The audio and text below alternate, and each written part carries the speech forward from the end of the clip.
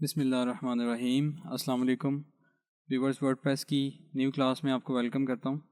हमने अपनी last class में ये सीखा था कि wordpress.com और wordpress.org में क्या डिफरेंस है, और हमने यहाँ से wordpress.com के ऊपर वर्डप्रेस के सर्वर के ऊपर अपनी एक वेबसाइट क्रिएट की थी, ठीक है, जिसमें हमने वर्डप्रेस की सब डोमेन यूज़ की थी और वर्डप्रेस की होस्टिंग का फ्री वाला जो वर्जन था, फ्री वाला जो पैकेज था, वो हमने यूज़ किया था।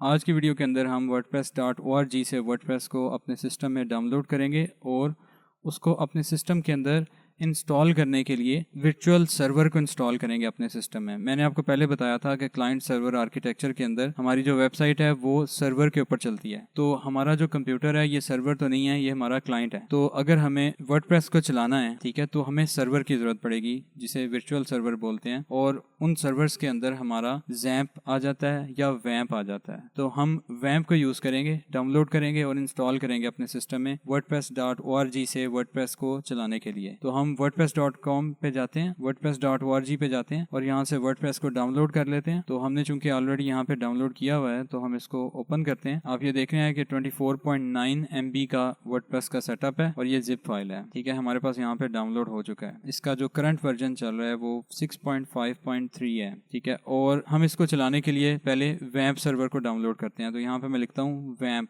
गूगल पे लिखता हूँ वैम्प सर्वर डाउनलोड। तो हमारे सामने जो पहली वेबसाइट आ जाती है इसको हम खोलते हैं और यहाँ से डाउनलोड वाले बटन पे क्लिक करके वैम्प सर्वर को डाउनलोड कर लेते हैं। हमने वैम्प सर्वर को ऑलरेडी डाउनलोड करके रखा हुआ है, इसको ओपन करते हैं, ठीक है। अब ये थोड़ी देर में डाउनलोड हो जाएगा, लेकिन हमने इसको ऑलरेडी डाउनलोड किया हुआ है तो मैं उसको ओपन करता हूँ। ये हमारे पास वैम्प सर्वर का लेटेस्ट वर्जन आ रहा है, इसको हम इंस्टॉल करेंगे अपने सिस्टम में। मैंने ऑलरेडी इंस्टॉल किया हुआ था, मैंने अनइंस्टॉल किया आपके लिए, आपको दोबारा इंस्टॉल करके दिखाता हूँ कि किस तरह से आपने करना है, ठीक है। आप जब इसको डबल क्लिक करके ओपन करते हैं तो यस करेंगे, यहाँ से इंग्लिश को सिलेक्ट करेंगे, ओके करेंगे और यहाँ से आई एक्सेप्ट करेंगे, नेक्स्ट करेंगे, नेक्स्ट करेंगे, और यहाँ पे आपको एरर दे रहा है। ये एरर में आपको बता रहा है कि आपके पास जो है वो विजुअल C++ 2015 to 2022 रीडिस्ट्रीब्यूटेबल नहीं है आपके सिस्टम में, ठीक है। और विजुअल C++ 2015 से 2022 64 बिट भी नहीं है। तो इन दोनों को हम डाउनलोड करेंगे, ठीक है। अगर आपको ये डाउनलोड करना नहीं आता तो आपके लिए बड़ी प्रॉब्लम हो जाएगी, लेकिन मैं आपको स्टेप बाय स्टेप एक एक चीज़ यहाँ पे करवाऊँगा। तो हम यहाँ पे गूगल पे जाके लिखते हैं VC रीडिस्ट्रीब्यूटेबल 2017 to 22। हमारे सामने माइक्रोसॉफ्ट की वेबसाइट आ जाएगी, यहाँ इसको खोलेंगे और यहाँ से आप थोड़ा सा नीचे स्क्रॉल डाउन करें तो आपको ये उसका लिंक मिल रहा है, विजुअल C++ रीडिस्ट्रीब्यूटेबल, और ये x86 हमें चाहिए और x64 हमें चाहिए। इन दोनों को हम डाउनलोड कर लेते हैं, ठीक है। यहाँ से हम डाउनलोड कर लेते हैं, ठीक है। ये 13 MB या 12 MB इतना इसका साइज़ है, और जब ये डाउनलोड हो जाएगा 24 MB है, तो आप इसको ओपन करें और इंस्टॉल कर लें अपने सिस्टम में। यहाँ से एक्सेप्ट करें, इंस्टॉल करें, यस करें, तो आपके सिस्टम में वो इंस्टॉल हो जाएगा, ठीक है। ये सक्सेसफुली इंस्टॉल हो चुका है। क्लोज़ करें, दूसरे वाली फ़ाइल खोलें, एग्री करें, इंस्टॉल करें, यस करें। एक बात आपने याद रखनी है कि ये दोनों सॉफ्टवेयर आपके इंस्टॉल करना ज़रूरी है। इन सॉफ्टवेयर्स के बगैर आपके सिस्टम के अंदर वैम्प सर्वर इंस्टॉल नहीं होगा। तो ये दोनों इंस्टॉल हो चुके हैं और हम कंट्रोल पैनल में जाके देख सकते हैं, आपको जो सॉफ्टवेयर की लिस्ट मिल रही है उसके अंदर आपको ये दोनों सॉफ्टवेयर मिल जाएंगे। अब हम दोबारा ट्राई करते हैं वैम्प सर्वर को इंस्टॉल करने की। वैम्प सर्वर को ओपन करते हैं, यस करते हैं, ओके करते हैं, एक्सेप्ट करते हैं, नेक्स्ट करते हैं, नेक्स्ट करते हैं, नेक्स्ट करते हैं, और आपके सिस्टम में C के अंदर वैम्प सर्वर इंस्टॉल हो रहा है।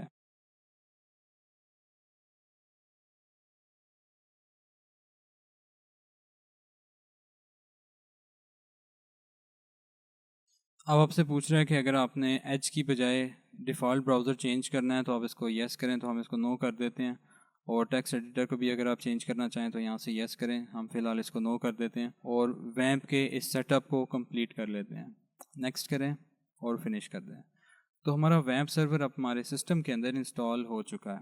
और अगर आपने इसको ओपन करना है तो आप यहाँ पे सर्च वाली बार में जाके लिखें वैम्प, तो वैम्प 64 आ जाएगा। इसको ओपन करें, यस करें, तो आपको नीचे यहाँ बार में ये नज़र आ रहा है, टास्क बार में, ठीक है। और यहाँ पे आपको ये ऑन होता हुआ नज़र आ रहा है। पहले शुरू में आपको ये रेड नज़र आएगा, उसके बाद ऑरेंज हो जाएगा, और जब ये ग्रीन हो जाएगा तो इसका मतलब है कि आपका जो वैम्प सर्वर है वो लॉगिन हो चुका है और ग्रीन हो चुका है और ऑनलाइन हो चुका है, ठीक है। अब हम क्या करते हैं, अब हम अपने ब्राउज़र के अंदर जाते हैं और यहाँ पे न्यू टैब खोलते हैं और यहाँ पे लोकल होस्ट लिखते हैं, लोकल होस्ट लिख के एंटर करें तो हमारे सामने वैम्प का पेज खुल जाएगा। ठीक है, ये वैम्प सर्वर का पेज है और इस पेज को खोलने के लिए हमें इंटरनेट की ज़रूरत नहीं है, ये हमारा यहाँ से इस वैम्प से ओपन हो रहा है और इस वैम्प के अंदर क्या क्या कुछ इंक्लूडेड है वो आपको यहाँ पे नज़र आ रहा है। ठीक है, वैम्प का वर्जन ये है, इसमें आपको PHP के डिफरेंट वर्जन्स नज़र आ रहे हैं। ठीक है, इसके अंदर आपको PHP MyAdmin मिल रहा है, इसके अंदर आपको MySQL मिलेगा। ठीक है, और MariaDB और MySQL दोनों आपको यहाँ पे मिल रहे हैं।